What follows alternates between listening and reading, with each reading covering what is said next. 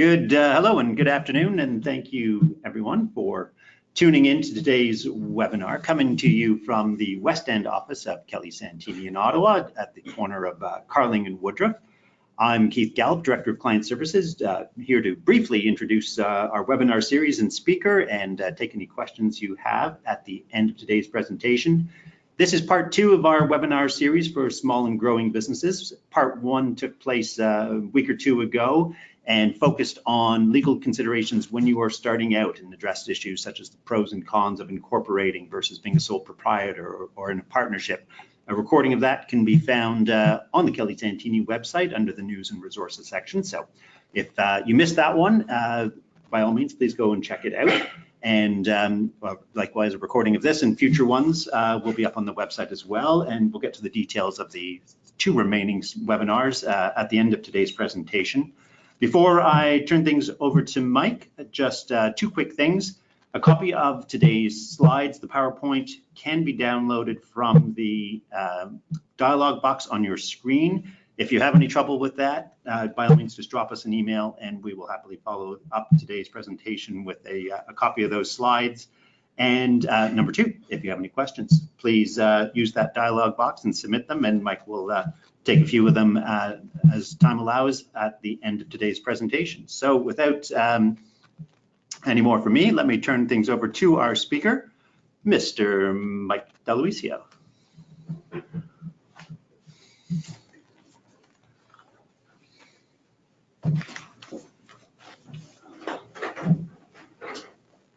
Hi everyone, happy to be here today. Excited to talk to you about a couple of the items that are likely affecting you as a business owner and with a growing business. So before we jump into things, just to tell you a little bit more about me. So as you know, my name is Mike DeLuisio. I'm a partner here at Kelly Santini in our corporate group. I practice in a variety of areas, but with a focus on business law and real estate. So I work with a variety of clients, again, in the areas of all certain business law, a wide variety of sectors, as well as with estate planning and a focus on real estate as well. So that's a little bit about me, and we can start jumping into what it is we're going to be talking about today. So this is a very high level, short talk that we're going to be having today, and we're going to deal with sort of 4 main topics, and these are things that we see all the time. So these are very common themes and issues that we see clients coming into our office with once their businesses start growing. So the first one is dealing with a commercial lease, perhaps signing on to your first commercial space, creating a shareholders agreement, or revisiting one that you possibly already have, dealing with the importance of commercial contracts between yourself, employees, or outside sources and people that you're dealing with, and lastly,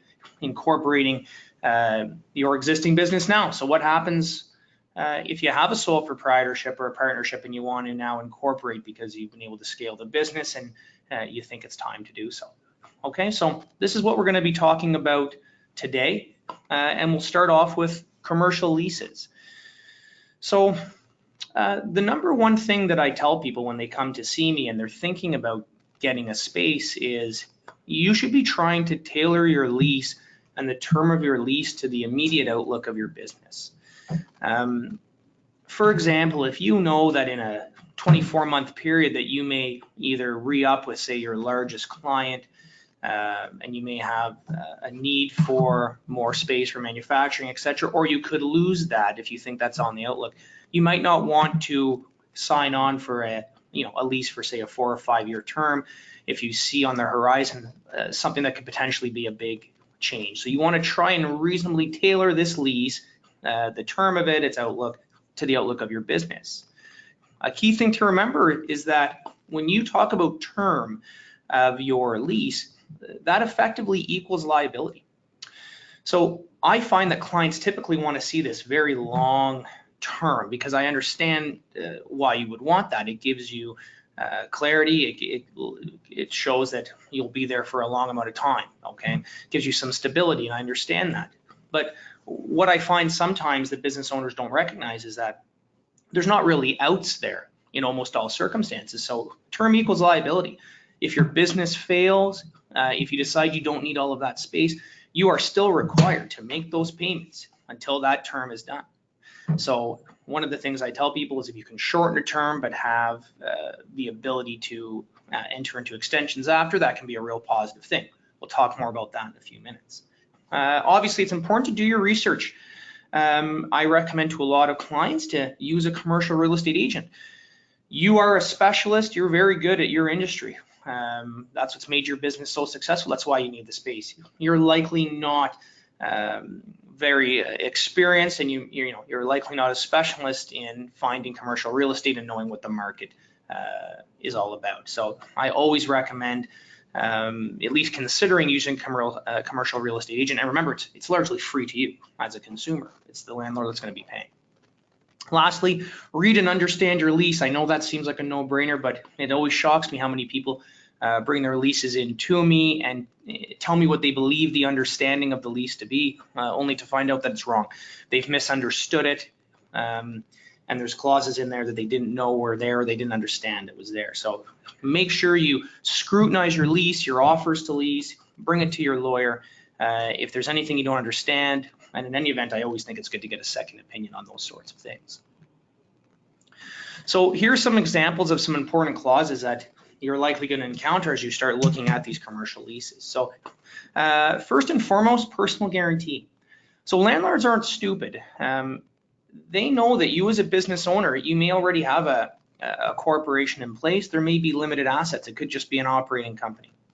They may be willing to lease to you, or rather lease to your company, but in all likelihood, they're going to say, we'll give you this lease. However, we want you as the owner, as the underlying shareholder, to guarantee all clauses and all payments done under this lease.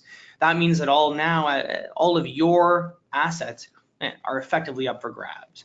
That in the event of a default, those landlords can look to you, all of your assets, all of your personal wealth, to ensure that they receive all payments owed to them under the lease. A second very important provision is, especially if you're in a multi-tenanted building, is you want to have non-compete provisions in there. So again, to use an example, if you were selling coffee and donuts out of a strip mall, it would probably upset you very much if Tim Hortons opened up 2 doors down from you. So you want to really scrutinize if there's any non-compete provisions in there, and you want to try and negotiate the broadest non-compete provisions available to make sure that there's nobody in that building that's going to take away from your sales and your bottom line. Landlords try and fight you on this as much as they can because they like to have as much flexibility as possible. So that could be a tough negotiation for you. Another very important clause is you need to look at what the definitions mean, particularly when it comes to additional rent and operating costs. So the majority of commercial leases are triple net leases, which means that you are paying for a base amount in terms of your rent, but then you're also going to cover effectively all the other costs associated with the building and running it. So this can mean anything from property management to upkeep and maintenance on the property. But not all leases are created equally in that sense. So it's very important that you scrutinize and look at what the definition of additional rent is and what is captured in the definition of operating costs. As a tenant, you want to try to minimize what is captured in those operating costs because it can bring down your rent over time. Any additional rent or operating costs that are captured, you also want to see how they're charged back for you. For larger items or capital expenditures, you'd like them to be amortized over a certain amount of time as well, and you'd like to have that laid out inside of your lease. Another important clause, ownership and removal of leasehold improvements. When you enter into a space, you're likely going to be spending quite a bit of money to fit it up, or perhaps your landlord's going to pay some money to assist in fitting it up. What people I find don't really put their mind to and should is what happens at the end of your lease. If you receive this property, this leased premises, and it's down to the studs, and now all of these improvements are made to it, many leases call that when you are done with that space, you have to return it to them in the exact same form in which you received it, which would mean getting rid of all these leasehold improvements, removing all of these items that you probably believe are now part of the space. It can be time consuming, it can be very expensive. So it's important that you try to negotiate that you can leave everything as it is. There's no requirement that you have to remove it. A few other clauses. Options to extend. I already sort of alluded to the fact that it's nice to have options to extend. Very important though that you pay attention to how these clauses are worded. So Is it just an agreement to agree? That's not very helpful, just saying that you have the option to extend your lease so long as you agree to pay the rent and all the terms that the landlord provides you. That's just an agreement to agree. It's not really a true extension. Typically, if you want to see a real extension, it says that you will agree to pay what rent is being called for. However, if you cannot agree on it with your landlord, then it's going to be adjudicated somehow, many times by arbitration, which will be binding on both parties. And that is more typical of a true lease extension clause. A few other ones that I won't spend too much time on: change of control provisions. So you need to take a look at this so that if you ever sell a portion of your business or a major shareholder takes over, you have to make sure that you're going to get consent of your landlord to do that. If you don't, it can be considered a default of your lease, and of course that can have grave negative consequences on your business, so be aware of that.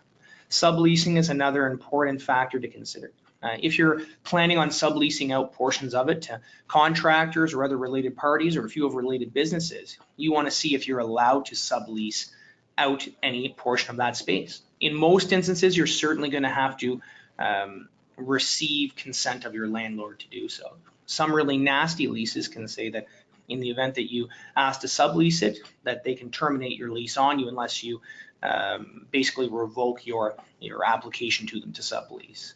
So please draw your attention to that. And then there's a few obvious ones as well.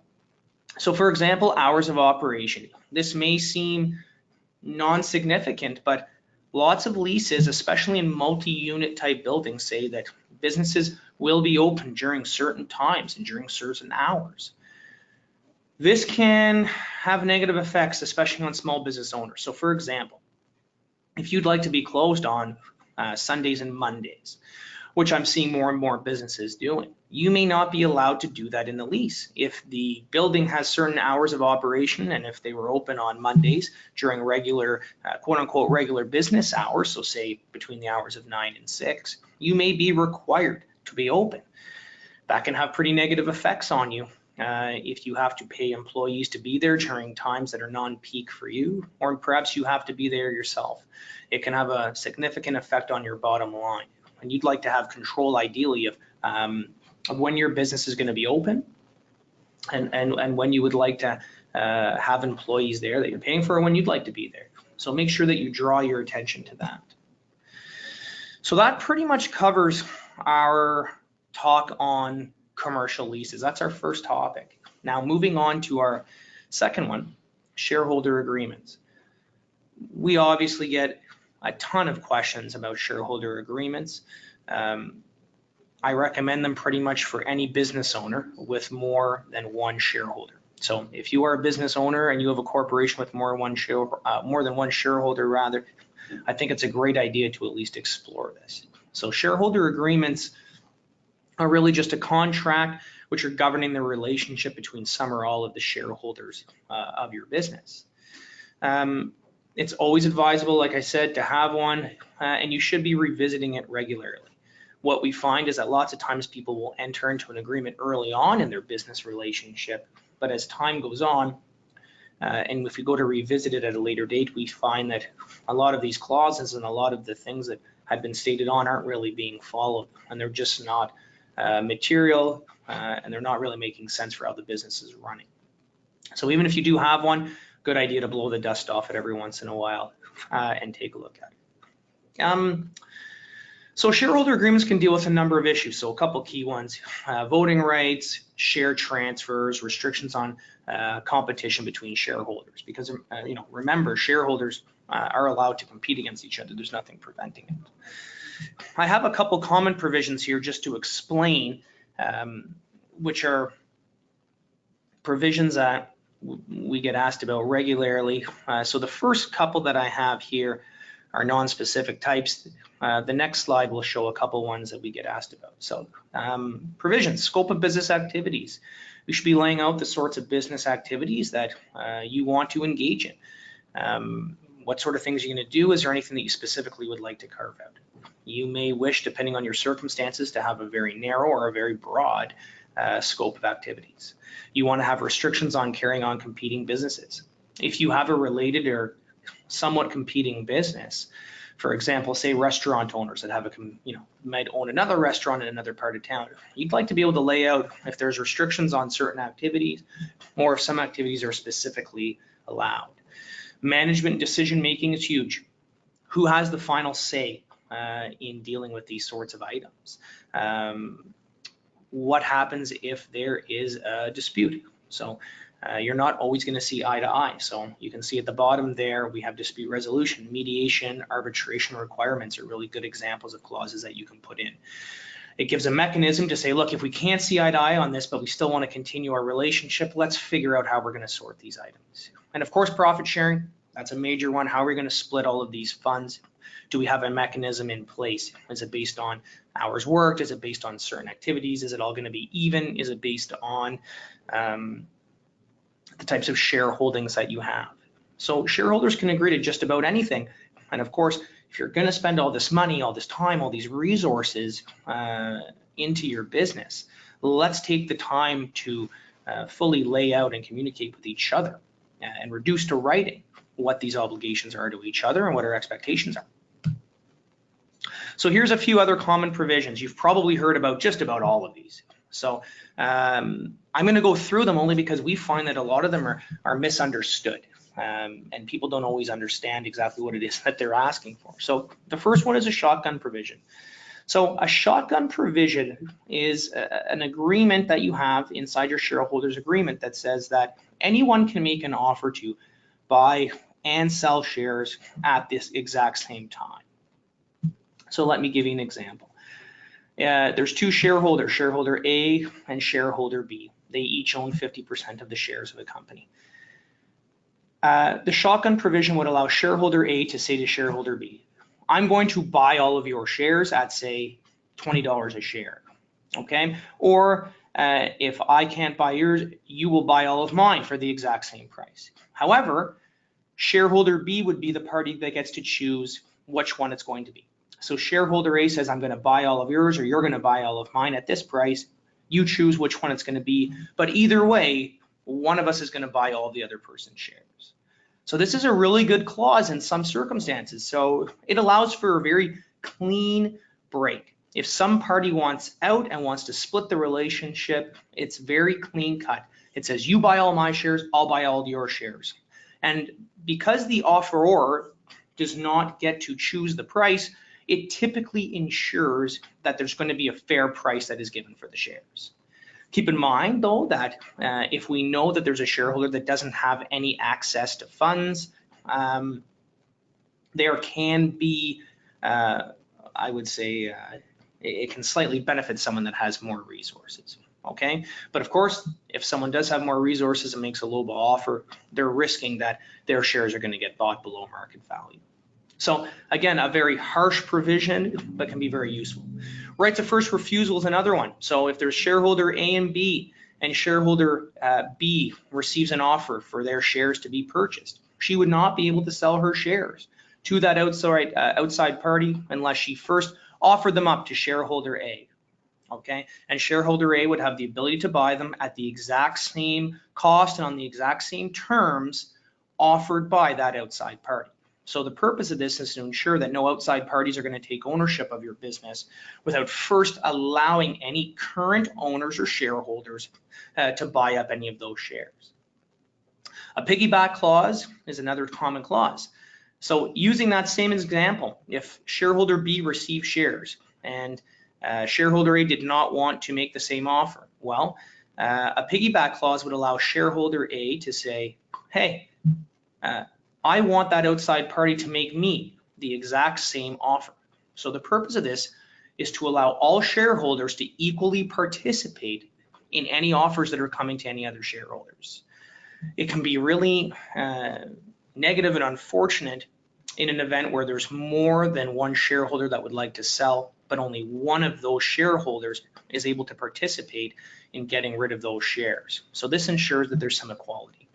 Another one is a drag along, which is similar to a piggy bank. It just doesn't sound as nice. So in this sort of provision, what it would say is that, for example, if 90% of shareholders sell their shares to an outside party, then that last 10% of shareholders would be forced to sell their shares at that same price. So this is really good in an event where you foresee someone wanting to buy all of the shares, but not less than all the shares of a company. This prevents a minority shareholder from effectively, ruining or scuttling a deal that most people would like to participate in. A couple other clauses that you'd like to see. One would be death or disability of a shareholder. What happens if a shareholder dies? Okay, we need to put our mind to that. Insurance can be a great tool that companies can use and key shareholders can use. And typically what these sorts of provisions say is that in the event a shareholder dies, funds are paid out to the corporation, which then allows the corporation to buy back the shares of that deceased shareholder. So that allows the company typically to maintain their liquidity, and on the flip side, allows the family of that deceased shareholder to see some value on these shares. Lastly, Protection of Family Law Act provisions. What happens if a shareholder gets divorced or separated? Well, as another shareholder in that company, you likely want to make sure that no ex-spouse is going to have a right or claim on shares of a company, because then guess what? You're likely in business now with perhaps your business partner's ex-spouse, which likely is not what you would like to see happen. So you can put some clauses in there to protect you against those sorts of situations. Okay, so that's part 2 done, and we're moving on to commercial contracts. Contracts are really important. I know it's shocking to hear me say that to you, but they really are. Parties can agree to just about anything, so long as it's legal to do so. What I always tell people is that agreements should be reduced to writing as much as possible. I understand that people don't want to do it in every certain circumstance, not every single time, but if you can and it's commercially reasonable, I suggest that you do so. Verbal contracts, people talk about them and ask about them all the time. They're very difficult to prove. So you may have a verbal contract, but as soon as you have a disagreement, it becomes a he said, she said, and it's very difficult to provide any evidence about those contracts. So again, writing them down is always the best thing, best practice for you. A quick note for everyone, I put this in some of my other seminars that I've done, is that you need to also remember as a business owner that agents and partners can bind businesses and its principles. So if you are a partner, if you've entered into a partnership with someone, you and your partner or partners can all enter into contracts on behalf of each other, and you can be bound by them. If you have corporate officers of a company, even if they didn't have authority inside of your business, in some circumstances, they can still bind the corporation and bind your business, okay, if they had the apparent authority to outside parties to act. So be mindful of that, and you should be clear with employees, partners, etc., what sort of contracts they should and shouldn't be signing. So here's a few general terms or general things that you should be thinking about with commercial contracts. One is beware of personal guarantees. You'll note that's the second time I've said that. I said it for leases as well. If you have a corporation and you're signing these contracts, you want to be sure that they're being signed on behalf of the corporation. You want to see if you're being asked to guarantee it personally, because again, as a reminder to you, anytime you guarantee anything personally, all of your assets are up for grabs. You are exposed personally, and you want to try to avoid that as much as possible. You should be reading your standard terms, all the fine print that you hear about. So when you get these contracts, you may be initialing certain items when you're dealing with other businesses. You may have 2, 3, 4, 5, 6, 7 pages or more of writing. You should take the time to put your mind to it and read it to understand what it is exactly that you are agreeing to. And on the flip side, as a business owner now, you're going to get to present these contracts to customers, to vendors, to all these other different parties. So you should be taking the time to make some really good standard terms that are there to protect you. You're going to be using these contracts over and over and over again, and it can be incredibly frustrating if you find out that the contract you've been using is insufficient and that you're exposed in some way. So again, read your standard terms, and if you're making contracts, pay attention to the standard terms that you're putting in. On any contracts that you are entering into, be careful about your misrepresentation or over-promising on things that you can't deliver on, because again, that exposes you to a breach of contract. And of course, consider having your agreements professionally drafted and or reviewed. There's never a requirement that you have your agreements professionally drafted and reviewed, but of course, especially if you're going to be using these over and over again, I think it's a really great investment to make. So When you are dealing with customers or specifically client contracts, I've put a couple key terms down here at a very high level, just to give you an idea of some things that you should be thinking about. So one is costing. Duh, it seems very obvious, but there's different ways to cost out how you're going to be charging. So you can charge a set price. It can be a floating price based on certain occurrences that can happen. It can be your cost plus certain percentages. So you want to clearly lay out how pricing is to happen. You want to lay out if it can change in certain circumstances. So is this contract simply an estimate, or is it a firm contract where you're taking the risk on if something changes that you agree to eat any additional costs that are incurred because you've offered this set price? You should be talking about payment terms. Is a deposit needed? And of course, we think a deposit's a great idea. When's the balance due? 30 days, 60 days for now. Super important. If you have a lot of expenditures that have to be paid out, you don't want to necessarily get paid 60 or 90 days afterwards. That's going to put, a real cash flow crunch into effect for you. So pay attention to that. What happens on unpaid sums? You should be clearly stating that there's interest payable. Okay, there could be penalties or interest if people are not paying on time. You also want to lay out which way you're going to allow people to pay. Do you accept credit cards? Is it cash or check only transfers? There's all sorts of different methods of payment now we're seeing more and more. Also important, specifications of work. The more specific you can be, the better.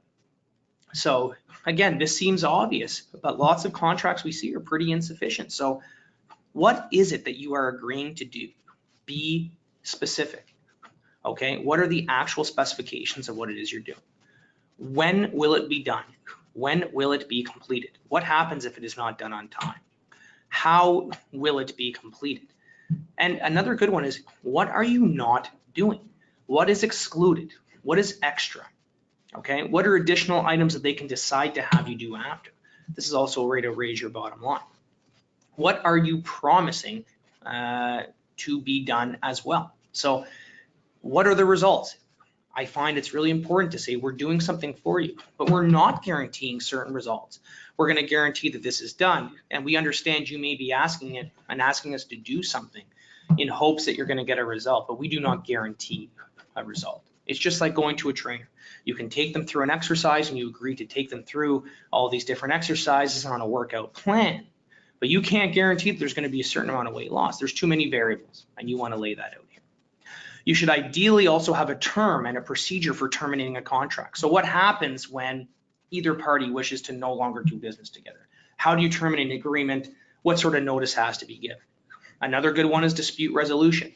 Now, you may not want to have this in for smaller contracts with smaller clients, but if you're doing business on an ongoing basis with someone or with another business and it's a larger amount of money, you may wish to put in some sort of mechanism to deal with any disputes. Now, you'll see next is limitation of liability. Really important, okay? I've bolded it for you. Certain business endeavors of all sorts have certain amounts of risk which are inherent to what it is you're doing. You should be limiting your liability, or at least attempting to limit your liability inside of your contract. So what are some of the risks? Your people that you are dealing with should be acknowledging that there are certain risks, and they acknowledge that they are assuming some of those risks. Then they are releasing you from certain amounts of reliability. Okay, so saying, yes, we understand that, for example, the maximum amount that we are entitled to would be the value of the contract and nothing more. And remember, if clients are acknowledging risks, if they are releasing you from any liability, or if there's any really unusual clauses, you should be having the other party initial these clauses to show that they have specifically put their mind to these clauses. If you're burying or hiding these clauses, it puts them at risk of not being enforceable. Another important agreement that I just wanted to specifically bring to everyone's attention are non-disclosure agreements. So commonly called NDAs. We see these now more and more. I get asked about them all the time. So what are they? They're just an agreement to maintain confidentiality. Okay, so when you're dealing with a specific topic, you are trying to maintain, your business information and trying to prevent information leakage. So when can these be used? Well, they can be used by investors, contractors, consultants, even employees in some certain circumstances. Okay, so if you are having sensitive conversations, if you have to disclose proprietary information to a third party, you should be thinking about having them enter into these non-disclosure agreements. Now, by doing that, if you find out that there is a leakage of some sort, you can take steps to have that prevented, and you can be entitled to damages if you've suffered a loss as a result of this. So ask yourself before you're giving information out about ideas or about your products or about your business plans, think about whether or not this is something that could benefit you. So we're on to our fourth topic now, incorporating an existing business. And this should take us out to about 35 or 40 minutes, which will leave us maybe 5 minutes for questions if there's any out there. So not uncommon at all to see businesses that are growing and which started off as a sole proprietorship or even a partnership, to see them grow and for them to say later on, hey, I think it's time for us to change structures and for us to incorporate. Now, in a perfect world, if you were able to foresee how your business was going to scale and what the projection of it was, you could pick your correct structure in advance, but obviously that's not always the case. So it's important for you to know that it is possible to change your business structure, and it's possible for you to incorporate once your business is already functioning. However, there's certainly a number of issues, very important issues, which you should be considering. Okay, so the first one is tax consequences. It's really important to seek professional tax advice in advance of you having this done. So first of all, how will your new income be taxed? Okay, you have to ask yourself, why do I want to incorporate? So as a sole proprietorship, you're going to be taxed in a certain way. You're entitled to certain deductions. Once you incorporate, obviously now you're going to have a corporate tax rate, okay? And then there's going to be issues in how you're taxed when you're taking money out of the company. You need to get that professional tax advice to determine, does this make sense? Am I going to have more money in my pocket at the end of the day by doing this? As an existing business, there's something else you need to consider, which is, do you require what's called a Section 85 rollover? So what is a rollover? Well, to try and put it simply for you, if you have a sole proprietorship and now you want to incorporate, all of your existing assets have to be rolled into the company. And that includes even assets that are not real assets. For example, your goodwill, that has a value on it. And by transferring that goodwill from you as a sole proprietor to a corporation, that is a taxable event. Now you can defer paying tax on that by doing what's called a Section 85 rollover. You need to speak to an accountant first to talk about valuations and various other items, and it'll be your lawyer that's actually going to execute the rollover and help you out with all the corporate documentation. So again, my advice to you would be to speak to a tax professional first, speak to your lawyer as well, and then the two of them will be speaking to determine what's the best way to go about dealing with these issues. A second matter to consider is your existing contracts. By you incorporating a company, all of your existing contracts do not automatically get moved over to your business. They're still with you personally. And one of the main reasons that people incorporate is try to limit liability. So if you still have contracts which are in your name personally, well, then you are still exposed and you still have liability there. So you want to try to minimize that. So you need to take a look at all of your existing contracts and say, hey, do I need to assign these? Do we need to renegotiate these, re-execute any other contracts? So I have a couple of examples listed, and these are non-exhaustive. So you want to think about insurance, because now it's not for you, it's for your company. Website registrations, phone numbers, HST numbers, business licenses, employment contracts, business name registrations, client supplier contracts. That's just to name a few. You need to draw your attention to all these and look to have them assigned as soon as your business is incorporated and you start operation under that new entity. So one of those contracts is a commercial lease. You certainly need to take a look at this. So when you incorporate, you're going to start running all of your business through that corporation. You want that expense of your lease going through that corporation. So in order to do that, you need to request an assignment from your landlord. In almost all circumstances, there's going to be a term in your lease that says you have to obviously get consent to assign it. There's no guarantee that your landlord will even allow that. So you should be asking a landlord in advance if they will allow it. Chances are if they do allow it, they're likely going to want you to guarantee that lease afterwards, okay? Even if you sell certain amounts of shares and change the control of a corporation, you're going to have to get consent of your landlord.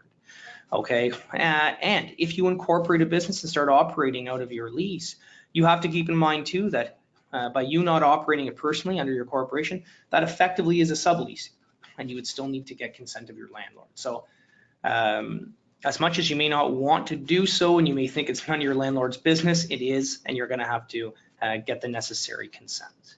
Now, perhaps the biggest one here is banking. It's critical that on top of speaking to your landlord, your tax professional, your accountant, and your lawyer, you need to speak to your banker. And there's many different reasons for this. So if you have any outstanding loans, you're going to have to speak to your banker about it, because you're going to have to change over those banking facilities now to be secured against your corporation. This can include re-registrations of mortgages, PPSA, registrations, all sorts of different items. You're going to have to open up new bank accounts. You're going to have to enter into new banking agreements with them for pre-authorized debit payments or through pre-authorized payments, okay? There's a lot to be done. You're going to be charged differently, perhaps. There's going to be different products available to you, okay? So you can't just switch it over and have everything going into your previous bank account if you were a sole proprietor. You're going to have to enter into all new agreements, all new bank accounts. Okay, and again, security is big. You want to be released from as much security that's registered against you as possible. So again, those are the big four: lawyer, accountant, landlord, and your commercial banker. Okay, those are all steps that you should be taking prior to incorporating, and certainly prior to having business started under that corporate name. So that pretty much concludes our webinar. I have a couple other items up here just to show you when our next group of webinars are dropping. Okay, so November 26th and February 4th as well. And a reminder to you to go and check out the previous recording of legal considerations when starting a business. This is my contact information up here. So we're going to go right now just to see if we do have any questions, and I'm happy to answer them for the next minute or two. Thanks, Mike. Let me just pop open our question box and see what has come in. Okay, pop back there. Okay, a couple of questions. First off, you talked about leases and advising people not to take a lease that's too long. Is there a minimum length that commercial landlords will typically want to seek in a lease? Well, there's no set minimum, and it really can vary. It's very situational. So I would say that I typically see 5-year terms seems to be something that we're just seeing as kind of commercially normal, but there is no minimum or maximum amount of time. Well, there could be some maximums, I mean, for like 50-year leases, et cetera, but we typically don't see maximum amounts of time. So again, try and tailor it to what you want to see, but you can expect landlords to normally want at least a 5-year term, but there certainly could be some situations where they may wish for a shorter term than that. Okay. And if I've signed a 5-year lease, but my business has exploded and I no longer have space and I want to move somewhere else, can you sublease the entire place? Yeah, you'd have to check the terms of your lease, but you absolutely can sublease an entire space subject to receiving the consent of your landlord. Okay. And just one more question on leases. Is it common for leases to have an insurance requirement in it? I know if you have a residential mortgage, the bank insists you have home insurance. Do commercial leases have any insurance requirements? Yeah, so almost all commercial leases do. They're going to want to see minimum amounts of lease specifically for liability. So if something happens while on their property, but you now have possession and control of that, they're going to want to see that you have the appropriate insurance in place. They may even be listed as having an insurable interest in it. Okay. Also, I should mention that when you incorporate, if you have well, even if you didn't incorporate, if you're getting any sort of commercial loan, your bank's going to want to see that they have, that you have insurance in place and that they're listed as having an insurable interest on that. Great. And one last question regarding shareholder agreements. You don't have to be incorporated to have a shareholder agreement. If you have a partnership, I guess it's called a partnership agreement. Correct. So they are different, but absolutely, if you are a sole proprietor and you're taking on a partner, you can absolutely enter into a partnership agreement. Now, it's not exactly the same because there's different sorts of entities and there's different laws that we have to draw our mind to, but you can agree to many of the exact same items that I talked about when dealing with shareholder agreements. So you can agree to just about anything that you want. And I stress again, Keith, and to all of you out there, if you do have a partnership, absolutely, much as you would with a shareholders agreement, you would want to have one in place prior to commencing your business. You would ideally have a partnership agreement in place. Great. Well, that brings us to the end of the questions. Mike, thank you very much for that great presentation. We hope you can join us for the next webinar on hiring your first employee and all the legal issues that go into that. That'll be presented by Brent Croswell in November, and a bit of a delay until February. And Mike, you spent some time talking about contracts, and Kate Imang will be talking about how to handle potential disputes that may arise as you're in business. Excellent. And check us out on kellysantini.com. And thanks a lot. Wish you all a great day. Thank you.